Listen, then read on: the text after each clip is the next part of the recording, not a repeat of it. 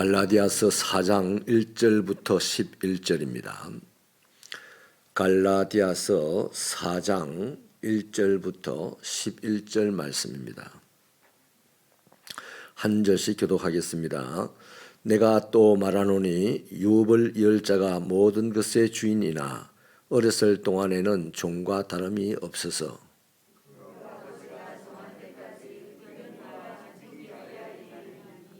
이와 같이 우리도 어렸을 때에 이 세상의 초등학문 아래에 있어서 종노릇 하였더니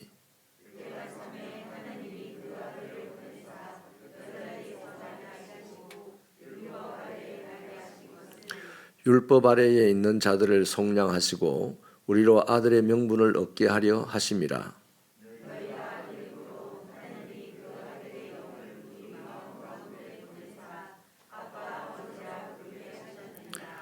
그러므로 내가 이후로는 종이 아니요 아들이니 아들이면 하나님으로 말미암아 유업을 받을 자니라.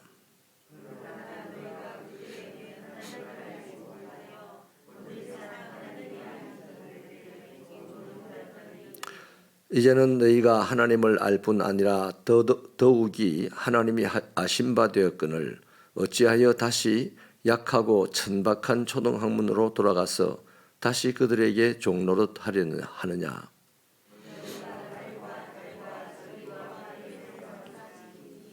같이 읽습니다. 내가 너희를 위하여 수고한 것이 헛될까 두려워하노라. 아멘. 바울의 설명에 의하면 유대인들은 율법을 가지고 있었고 이방인들은 세상의 초등학문 아래에 있었습니다. 그렇게 보니까 유대인이 어쨌든 조금 더 나아 보이는데요. 그 이유는 유대인은 참되신 하나님께서 허락하신 율법 아래에 있었고 이방인은 세속 철학과 가치관 아래에 있었기 때문입니다. 하지만 이제 예수님이 오시기 전까지 유대인은 종이나 다를 바가 없었어요. 그런데 예수님은 유대인들 가운데서 나셨고 또 우선 율법 아래 있는 자들, 이 유대인들을 위해 속량하셨고 그래서 그들로 하나님의 정식 아들의 명분을 얻게 하셨습니다. 설명하자면 이런 거죠. 어떤 큰 회사 사장님이 자기 아들을 그 회사에 불러들입니다. 이제 유학을 마치고 공부를 잘하고 왔어요. 그런데 그 아들을 바로 회장 다음 자리, 부회장 자리에 앉히는 법이 없습니다. 그냥 사원의 자리에 보내가지고 책상 하나 줘서 거기서 사원들과 함께 회사에서 일을 하도록 하죠. 그 아들은 거기서 사원들과 함께 일을 하면서 뭐 전무나 그 과장이나 이런 사람들에게 이런저런 회사의 방침 따라 지도를 받겠죠. 그때 많이 깝깝할 겁니다. 근데 이제 나중에 세월이 흘러서 회장이 때가 되면 그 아들을 이제 부회장으로 올리고 자신의 사업을 이어가도록 해주는 거 아니겠어요? 마찬가지로 유대인들이 하나님으로부터 율법을 받아가지고 율법 아래 갇혀 있다는 것은 하나님의 아들은 맞아요, 유대인들이. 그런데 하나님의 아들은 맞는데 종처럼 살았다 하는 것이죠. 그래서 바울은 이방인에 대해서는 이런 이 설명을 유대인을 하면서 이방인에 대해 설명하기로는 유대인과 반대의 순서로 설명을 합니다. 6절에서는 너희가 아들임으로 하나님이 그 아들의 영을 우리 마음 가운데 보내사 아빠 아버지라 부르게 하셨다. 그렇게 말하죠. 쉽게 말하면 갈라디아의 이방인 성도들은 성령으로 인해 하나님을 아버지라 불렀으니 이제 아들이 되었다는 말입니다. 자, 유대인들은 하나님의 아들인데도 불구하고 율법 아래 갇혀 있어서 아들 노릇을 하지 못하고 종 노릇을 하고 살았어요. 이 세상 사람들은 영 하나님과 관계도 없는 세상의 소등학문 아래 살면서 그들의 종 노릇하고 살았습니다. 그러다가 유대인들을 위해서 예수님이 오셔가지고 그들을 속량해 주셔서 이제 하나님의 아들로 살게 해주셨다는 거죠. 그런데 이방인들은 성령님이 이방인들의 마음에 들어가서 하나님을 아버지라고 부르게 했다 이 말이죠. 그래서 유대인들이 하나님의 아들로서 사는 것과 그 루트가 조금 다르죠. 유대인은 원래 하나님의 아들입니다. 원래 하나님의 아들인데 율법에 갇혀서 죄의 종노릇을 하고 살았고, 그래서 하나님 아들 독생자 예수님이 오셔서 그들을 속량해서 하나님을 아버지라 부를 수 있도록 위치를 이제 올바로 세워 주셨어요. 그 이방인들은 원래 하나님의 아들들이 아니었습니다. 세상의 마귀의 자식들이었습니다. 그런데 이 마귀의 자식들이 어느 날 성령님이 그들에게 들어가서 그들의 입으로 하나님을 아버지라고 바로 부르게 했어요. 그래서 유대인들도 이방인들도 유대인들과 같이 아들이라는 점에서 이제 같다는 겁니다. 이제 아들이 되었다라는 거죠. 여러분, 어쨌든 둘 다요. 한 유대인들은 하나님의 아들임에도 불구하고 종로로 하다가 하나님의 아들로 예수 때문에 됐고, 또 이방인들은 원래 하나님의 아들이 아니었는데 성령의 감동을 받아 하나님을 아버지라고 불렀으니 하나님의 아들이 됐다라는 겁니다. 자, 그런데 문제가요, 지금 갈라디아 교회를 보니까 이 사람들이 이방인으로서 하나님의 아들이 되었는데도 불구하고 율법을 지키려고 하는 경향이 있다 이 말이죠. 그래서 그렇다면 어떻게 되겠습니까? 이 사람들이 아들의 지위를 바로 받았어요. 바로 아들의 지위를 받았는데 아들이 되고 난 다음에 다시 율법을 지키려고 하니까 그 지위가 세상의 초등 학문과 같은 율법 아래 들어가는 것이 되는 거죠. 그래서 복음에 비교하여서 오늘 본문에는 약하고 천박한 초등 학문, 다시 말해서 그 영적 수준이 낮은 율법 아래 들어가려고 하는 것을 안타깝게 지금 보고 얘기를 하는 겁니다. 그래서 왜 아들이 된 너희 갈라디아 성도들이 다시 종이 되려고 하느냐, 이렇게 지금 말씀을 하는 거죠.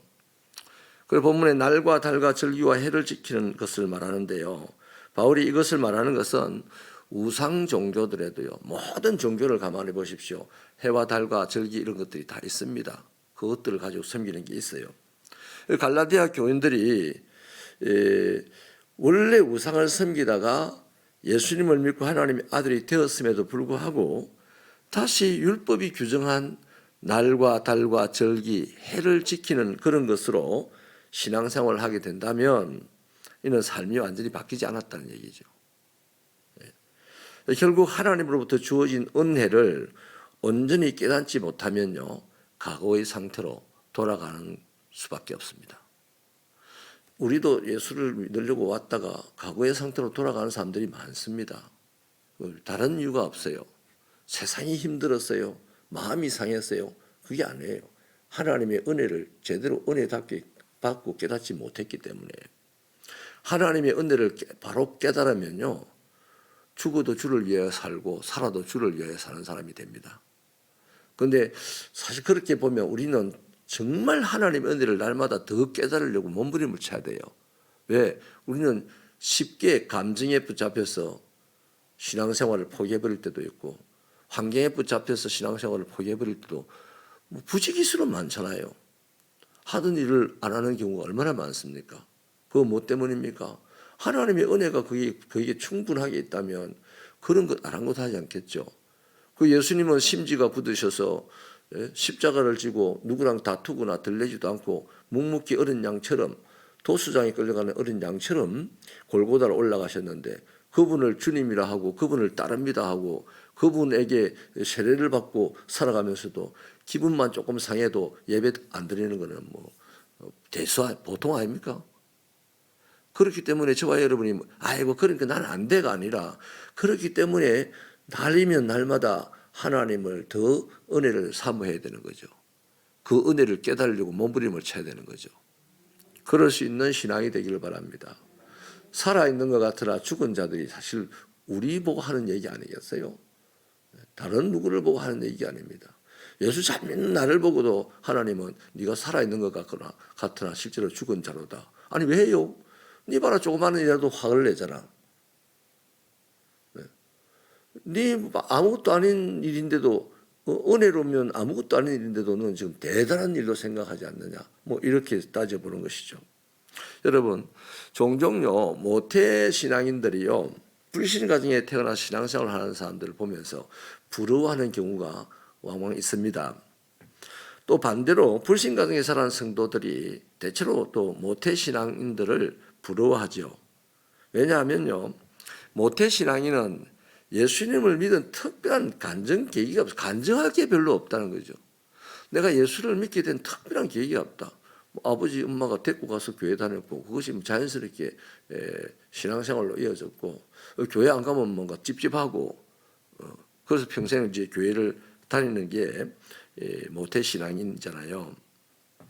그러니까 불신 가정에서 나온 신앙인들 보면 대체로 보면 분명하게 내가 회심을 하고 하나님의 은혜를 받고 예수를 믿게 된 특별한 간증거리가 있어요. 특별한 계기가 주로 있어요. 처음 예수 믿는 사람들은. 그래서 그런 사람들에 비해서 나는 너무 허리멀건하다 하는 생각으로 불신 가정에서 신앙생활하는 사람을 부러워하고, 또 이 불신 가정에서 나온 사람들이 모태신앙인을 부러워하는 이유는 다른 게 아닙니다. 나는 집에만 가면, 교회 오면 좋은데 집에만 가면 신앙의 길이 다르니까 늘 긴장해야 되고 갈등해야 되고 이런데, 예수 믿는 다 온 가족 예수 믿는 집을 보면 엄마, 아빠, 자식, 손주 할 것 없이 모여 앉으면 예수 이야기, 교회 이야기, 성경 이야기 그냥 줄줄줄 하는 것이 이제 부럽다는 것이죠. 여러분, 그런데 사실은 둘 다 복됩니다. 하나님께로부터 허락받은 거 아니겠어요? 우리가 자꾸만 사람들의 환경이나 뭐 이런 것들을 보니까 부러운 게 있는데 하나님을 바라보면 부러울 게 없잖아요. 아멘이십니까? 그래서 좀 주만 바라보는 이 신앙생활로 다시 한 번 더 철저하게 달려갈 수 있기를 바랍니다. 우리가 분명하게 알아야 될 것은요, 신앙생활이라는 것은 공장에서 두부를 탁탁탁탁 찍어내듯이 다 동일하게 하는 건 아니란 거예요.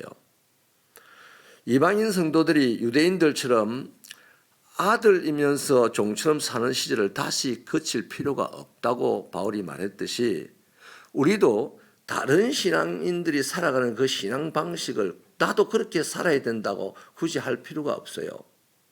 각자의 모습대로 신앙생활을 하는 겁니다.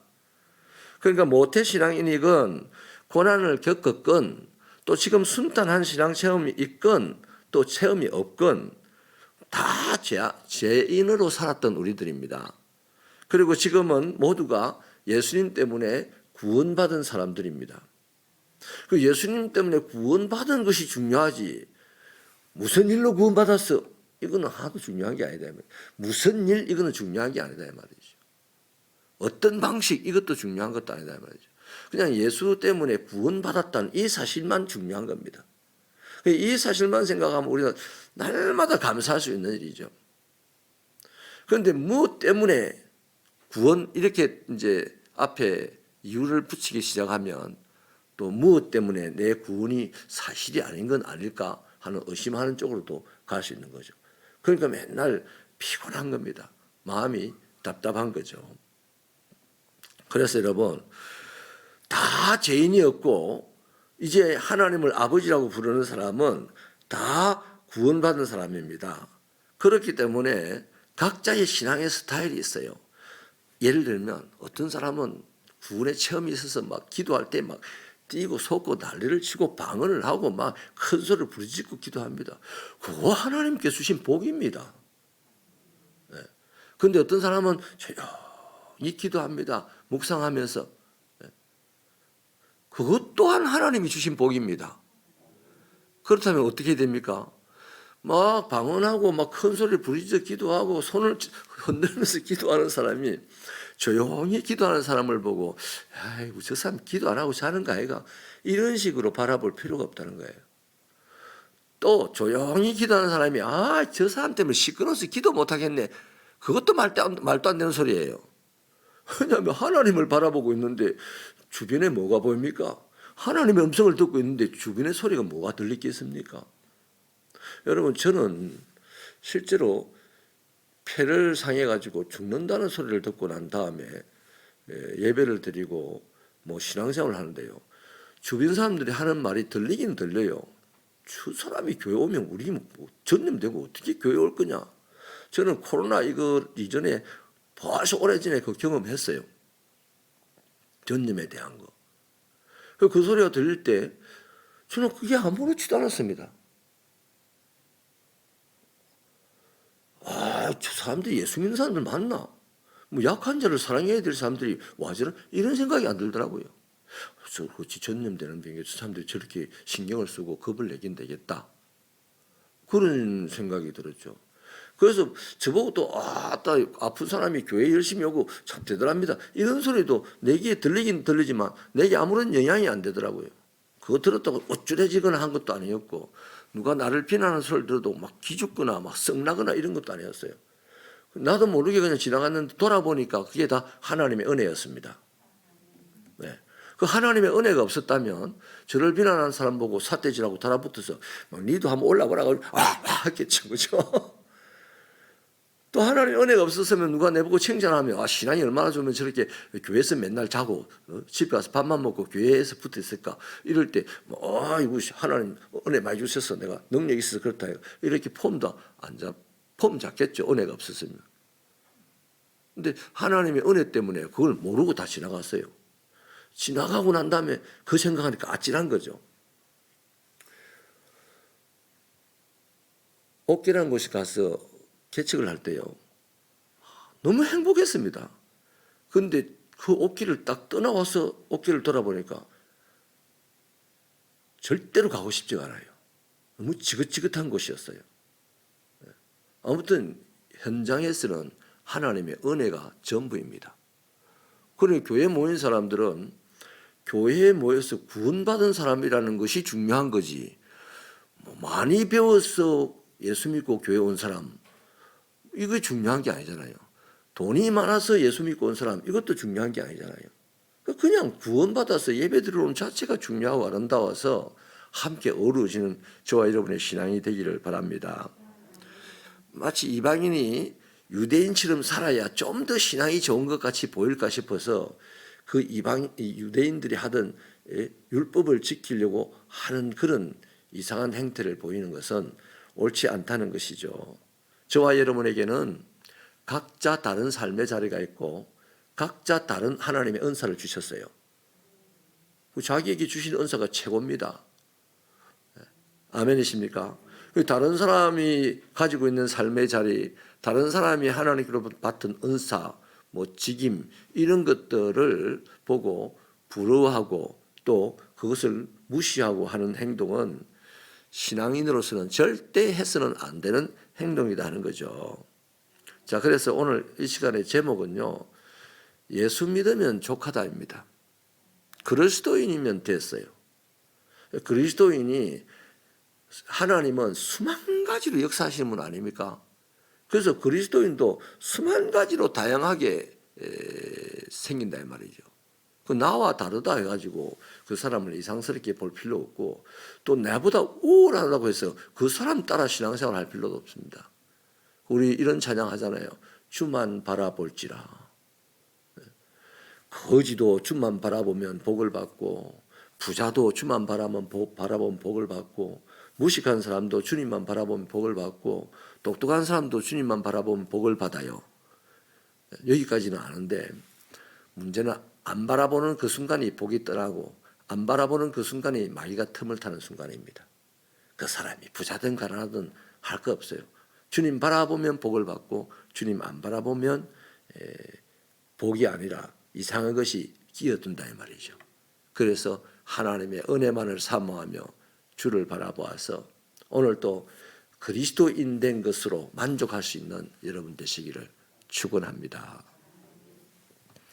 하나님, 우리가 이제 그리스도인이 되겠기 때문에 비교해서 다른 것을 위하여 집착하지 말게 하여 주시고 오직 말씀으로부터 직접 하나님을 섬기는 방법을 배우고 하나님과 직접 교제하게 하여 주시고 그로 말미암아 자신이 영적으로 성숙해 가는 것을 보는 즐거움이 있게 하여 주시옵소서.